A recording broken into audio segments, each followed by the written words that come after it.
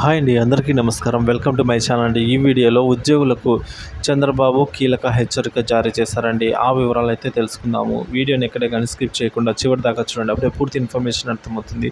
అలాగే వీడియోకి ఒక లైక్ చేయండి ఫ్రెండ్స్. ఏపీలో ఎన్డీఏ కూటమి ప్రభుత్వం కొలువుదీరింది. ఈ నేపథ్యంలో 4వ ముఖ్యమంత్రిగా టీడీపీ చీఫ్ నారా చంద్రబాబు నాయుడు బాధ్యతలు చేపట్టిన విషయం తెలిసిందే అండి. ఈ నేపథ్యంలో కూటమి ప్రభుత్వం రాష్ట్ర అభివృద్ధిపై ప్రత్యేక ఫోకస్ పెట్టింది. ఈ క్రమంలోనే సీఎం చంద్రబాబు పలు అంశాలపై శ్వేతపత్రాలు విడుదల చేస్తున్నారు.